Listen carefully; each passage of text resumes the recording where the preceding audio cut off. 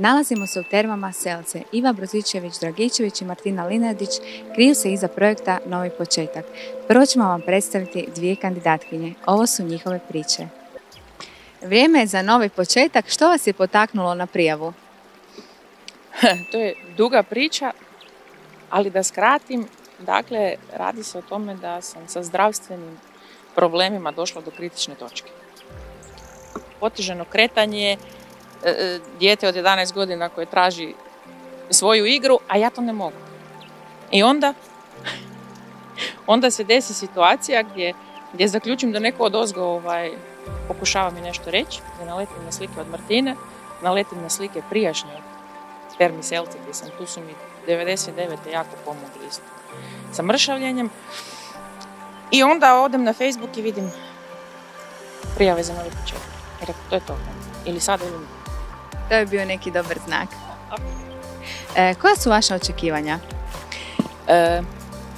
Da jednostavno počnem zdravije živjeti.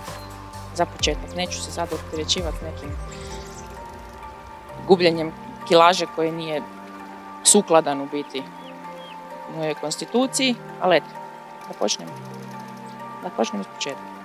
Evo, ja sam sigurna da vas čeka novi početak i moje zadnje pitanje je što vas u ovom projektu najviše veseli?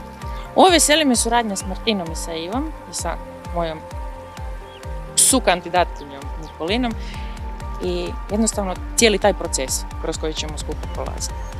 Evo, želimo vam puno sreće. Hvala vam. Vrijeme i za vaš novi početak. Što vas je potaknulo na prijavu? Potaknulo me je iskreno gubitak djeteta i smrt moje majke me potaknula da se promijenim. Želim početi iz početka, shvatila sam da jednostavno ova debljina nije ono što ja želim.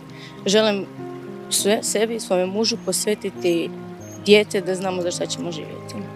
Jako mi je žao kroz sve što ste prošli. Hvala vam na iskrenosti. Evo, ja sam sigurna da vas čeka neki novi početak i da ste to zaslužili. Evo, pomalo imamo vremena. Recite mi, koja su vaša očekivanja?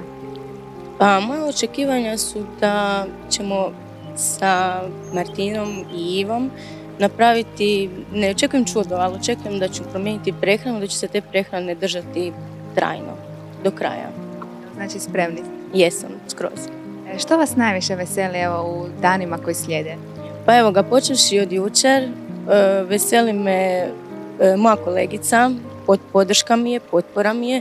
Iva i Martina, jedne prekrasne osobe koje mislim da definitivno će napraviti od mene i od moje kolegice Larise nove osobe. Evo, to me veseli.